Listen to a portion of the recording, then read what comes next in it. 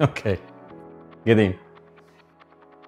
Well, we got it wrong, but it can be a good thing when developers are willing to listen, and we do. This is not how we usually start our keynotes, but it is what it is. So let me provide you with some clarification about some questions that the launch of EVO has generated, because I have some good news for you. In terms of numbers, the launch of Assetto Corsa EVO is so far the most successful in the story of the franchise. This means a lot to us, and we are so grateful to all of you for the great support you are giving to our team, especially in these challenging times for the video gaming industry.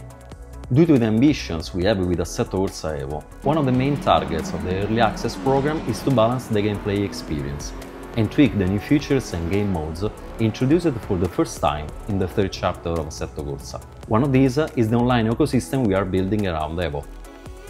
Some people have assumed that Assetto Corsa EVO has been assembled as an online-only product. Let me tell you this straight, it's not like that. Anyway, we recognize that a lack of information, a not ideal placement of some user interface functionalities, and the backend issues at launch in January prevented you from enjoying some single-player modes, and led our community to the conclusion that you can't play EVO offline, or in a very limited way, or that if one day we shut down the servers, you will not be able to play it at all.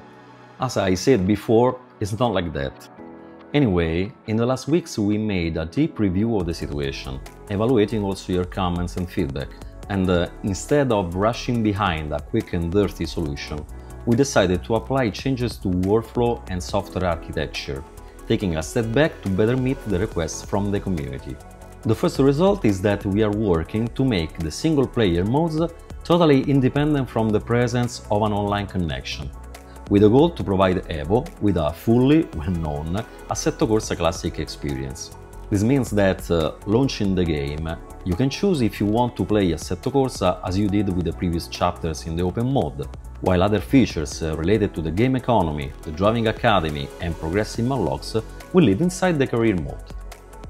To apply these changes we'll need a bit more time than expected before to release the Early Access version 2. But we are also making some modifications to the current roadmap. So, the next release will include more content than planned, while the engine team is taking advantage of this delay to bring performance optimizations in graphics performance, triple screen and VR support, AI behavior and performances.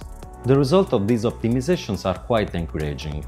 We have fixed some relevant issues, and this will result in an even better driving experience. Talking about the roadmap, we'll make some changes in order to provide you with a familiar Assetto Corsa experience while we'll continue to work on the career mode and progression.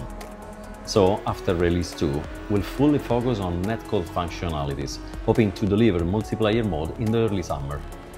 There is another change in the roadmap that will make you happy. Even if the modding functionalities were expected to be shared and delivered after the 1.0 release of Assetto Corsa EVO, we are now planning to release modding tools during the Early Access program, in order to test it properly with the goal to improve and finalize it before the 1.0 release. We can't wait to see how the modding community will express its talent using the huge potential of Assetto Corsa EVO and pushing it to the edge.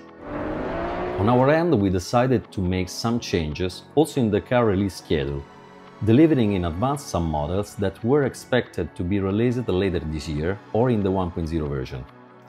After all, we haven't released any open-wheelers since 2017. That's quite a long time, isn't it?